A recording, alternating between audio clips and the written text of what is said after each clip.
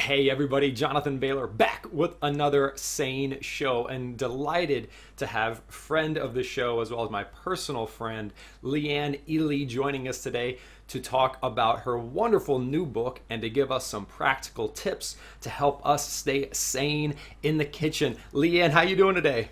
I'm doing well. How about you, Jonathan? Oh, I'm doing well. Well, you're looking especially radiant. Have you been out in the sun recently? Yeah, but I match my shirt. Let's just say that. So, yes, I Well, had a little bit of a vitamin D overdose. Let's put it to you that way. there you go. There you go. Well, Leanne, I know you've been just running around because you have a very exciting new book launch coming out, and I want to hear a little bit about what inspired this book, because you've been doing this for quite some time. You've been saving dinner, and now you're saving dinner with a bit more of a paleo approach. Can you tell us a bit about this? Certainly. Well, my new book is called Part-Time Paleo: How to Go Paleo Without Going Crazy. And the premise of the book is that it's a bridge book because there's so many people out there, they've heard about this paleo diet, and all they know is that there's Neanderthals involved somehow, right?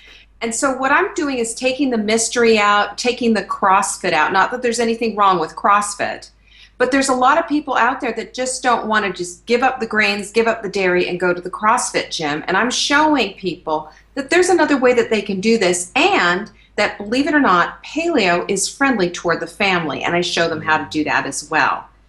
And the whole reason that this book came about was because of my own health issues. And I was just gaining all this weight, and I had a big round moon face, found out that I had Hashimoto's disease, which is a thyroid condition, and the antibodies attack the thyroid, which is a miserable way to go. And it's lots and lots of symptoms, lots and lots of issues. But the main thing is it really kills your metabolism.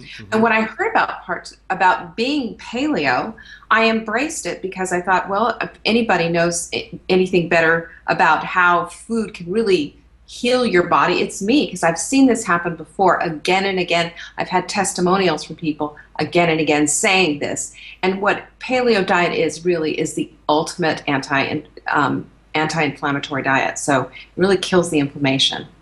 Leanne, I think you have a unique perspective on this. Certainly, the paleo diet has exploded. It's extremely popular. There's all sorts of cooking and diet-related books around the paleo movement, but you are not one of the paleo enthusiasts who started off, quote unquote, paleo. You've been doing this for quite some time, Yes. and you've really been focused primarily, correct me if I'm wrong, on the family and on practicality. So how is as someone who wasn't a paleo native, let's Right. say, how did you approach this situation?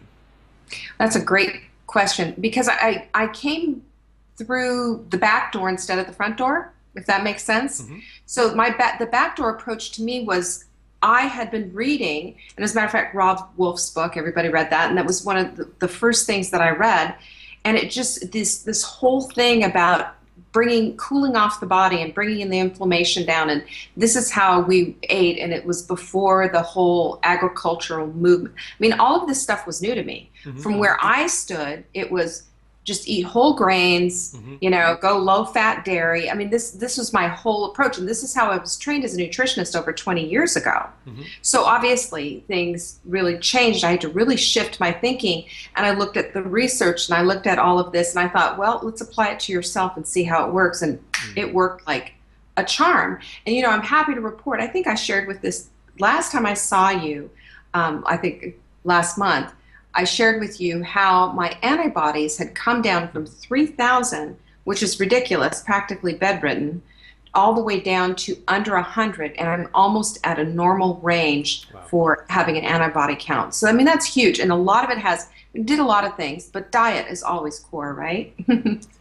It's so core. Well, Leanne, knowing that you came in, like you said, from the back door rather than the front door, and knowing that you have both practical and professional experience with helping families to eat in a way that's actually healthy versus the way we were told was healthy, but actually made us Right. very sick. What have you found to be let's say, the biggest differences between if I go to a hardcore paleo discussion board, what am I going to see there in contrast to what you're going to present to me, and then why are those differences? Well, for me, the biggest difference is you have to present it in a way that isn't so rigid that you're going to tell somebody if they eat a piece of bread, they're going to die. Because one, they're not, and two, you're just giving suggestions and showing the evidence on why this might be a better choice for you, how to do something different, how to shift things and change things out so that you're not missing, that bread. That there are other options out there, and that if you take your family along with you, here's the kicker, just don't tell them what you're doing.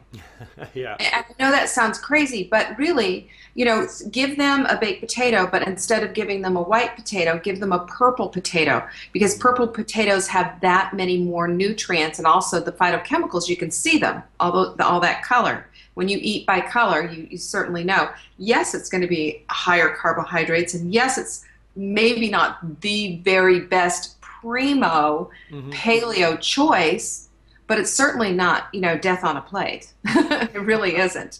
So those are the kind of things. I'm a lot looser, and I have in the book, Part-Time Paleo, I've got part-time paleo rules that if you are going to decide that you are going to eat cheese, for example, that you use it as a condiment, and you are very particular about your cheese and making sure that you have aged good, raw, if you can, organic cheese that's been aged at least 120 days, because that will break down the lactose, and that's what people mostly have problems with. Casein as well, but lactose is the number one problem.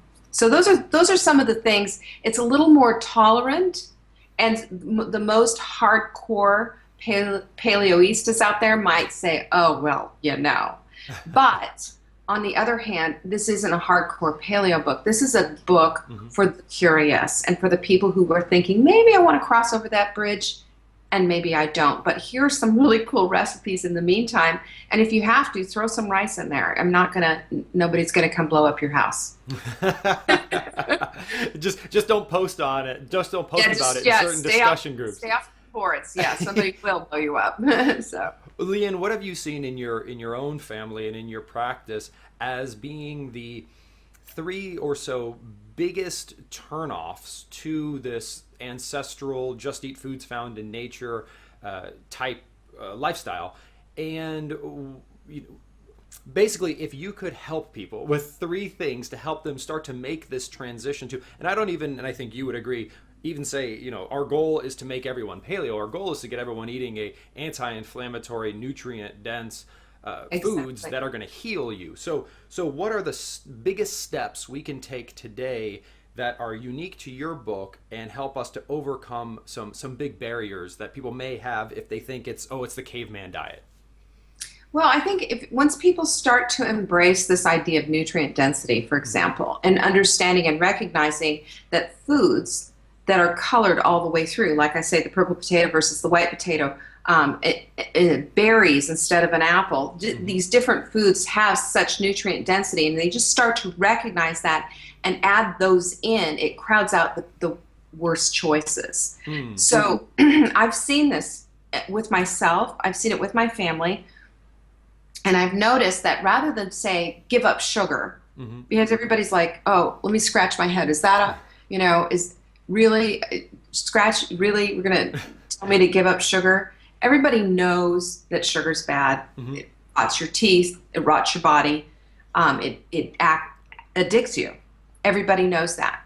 Well, if you can crowd the sugar out and instead start saying, well, okay, have this delicious filet mignon that is just melting with a little butter and mushrooms and all kinds of goodies on there. And then you've got these roasted asparagus. You've got this gigantic, gorgeous salad. You've got a baked butternut squash.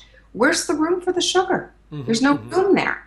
And what happens over time as you're eating like this, you become more satiated. That's because the fiber's doing its job, the protein's doing its job, and the good fat is doing its job, and it's very satisfying, and you lose that sweet tooth. And I don't know about you, but for me, it was interesting. My mother is now living with me, and there's some caregiving and what have you, and she still likes that Greek yogurt, so I got her some plain Greek yogurt. I hadn't had any in a long time. I took a bite of it, and it used to be, years ago, Greek yogurt was bitter and awful, and didn't like it.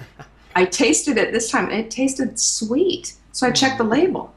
there's nothing added. It was just the natural milk sugar. I could taste it Yeah. because I had gotten rid of all the oversweet stuff in my life. Does that make sense? It absolutely makes sense. I joke that when you start using carrots as a sweetener, that Yes. you know you've overcome you because you'd be surprised. You put carrots in a smoothie, and if you are completely over your sugar addiction, that's going to be plenty of sweet for that smoothie, Yes. which is shocking, I know. You're absolutely right, and that was one of the most delightful, um, unexpected consequences, if you will, about following this plan. That is just not only did I not want sweet, but the things that previously, I mean, I taste sweet in broccoli now.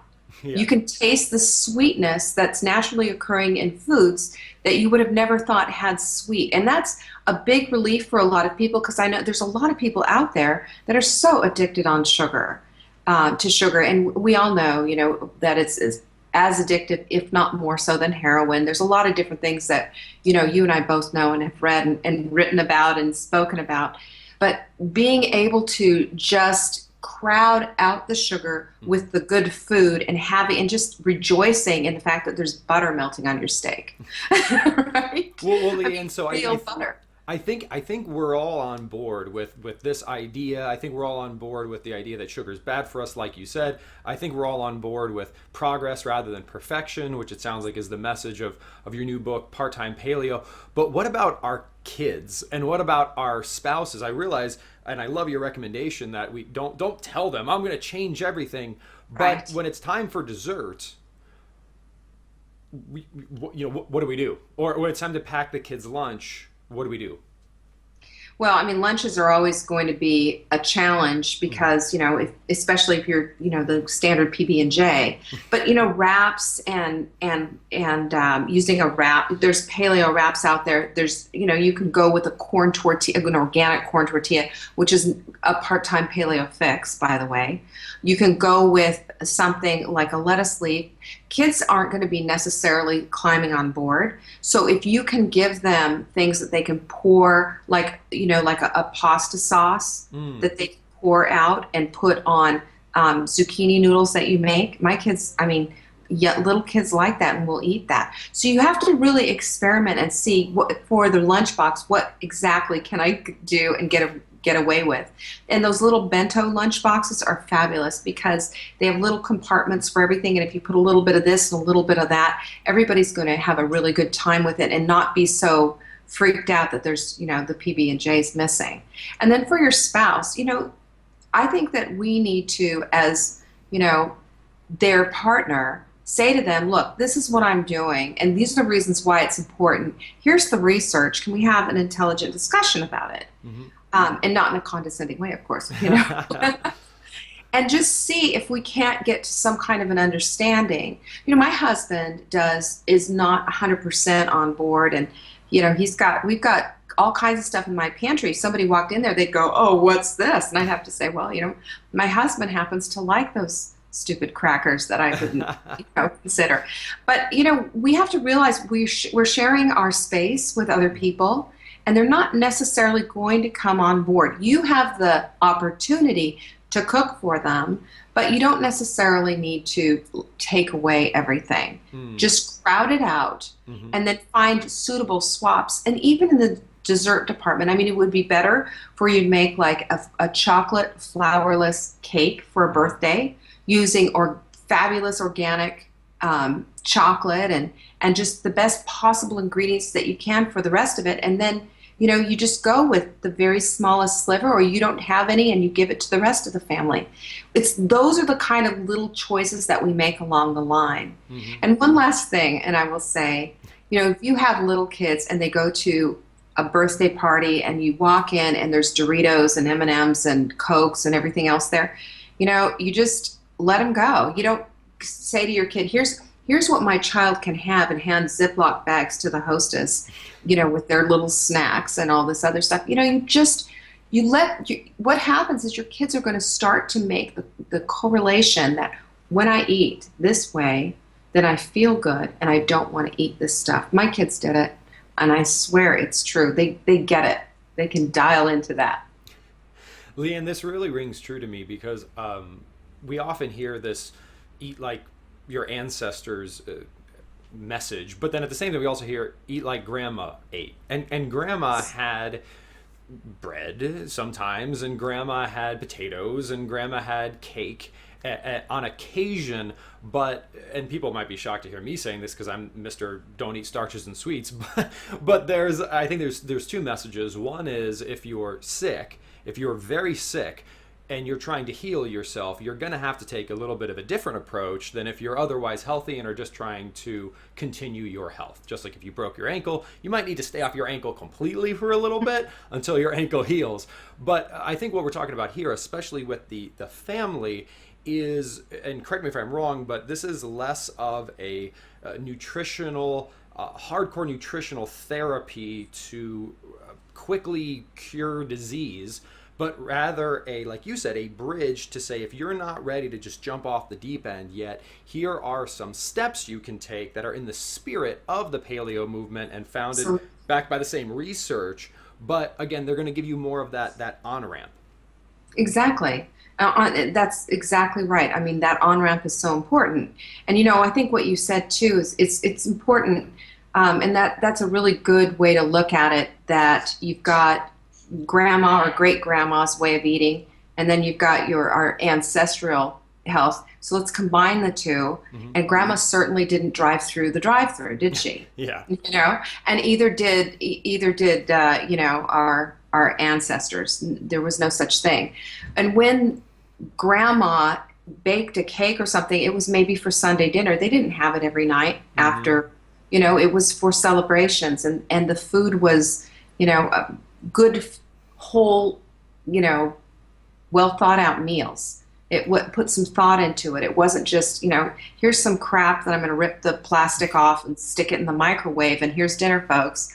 It was well thought out meals. Our ancestors had to go find it and had to hunt it or dig it up or pick it along the way. So, if we can kind of pick from both pools, so to speak, mm-hmm. and that's how we would fill our plate, then I think that's when we start making wise decisions.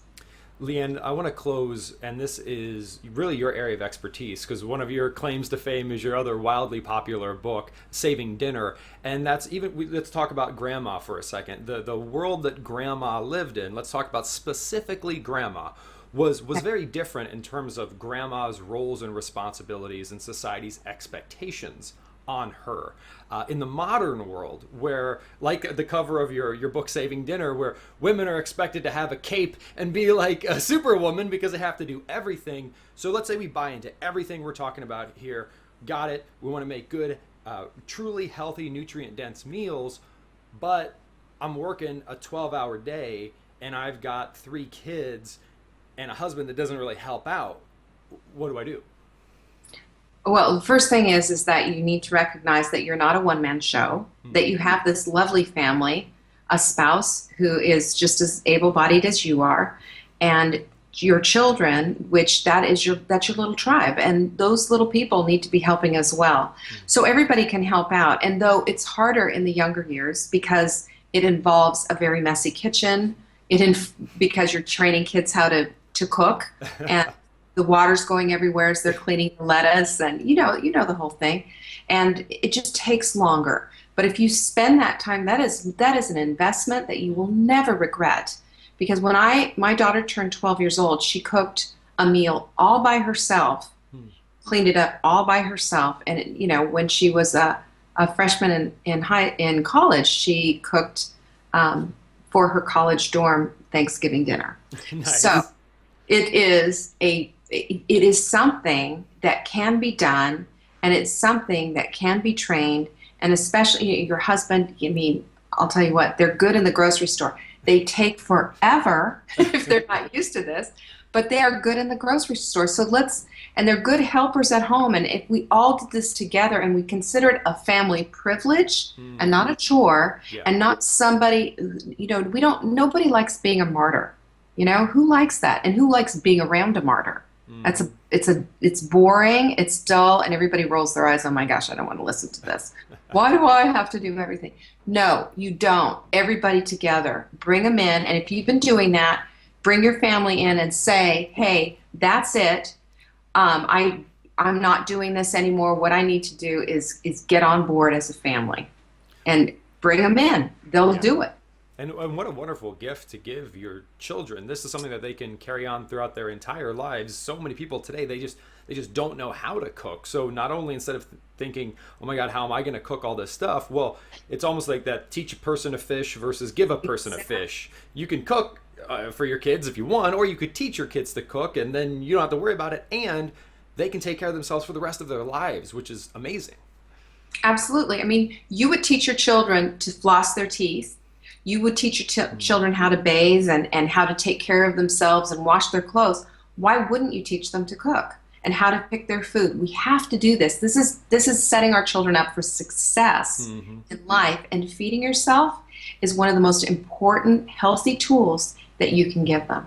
Leanne, and I love the close on this because I think it shows the really unique take that you can bring to all the attention the paleo movement's been getting, and that's this combination of teaching your children and incorporating your family and the principles of a nutrient-dense paleo lifestyle. So I'm very excited to check out Part-Time Paleo. And then where can folks learn more about it?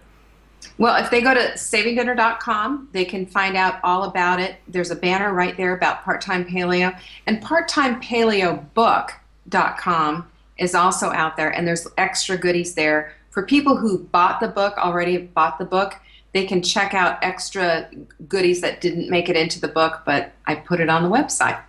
I love it. Well, Leanne Ely, it's always a pleasure to chat. Thank you so much for what you're doing to make this accessible to everybody, and I look forward to your next big project.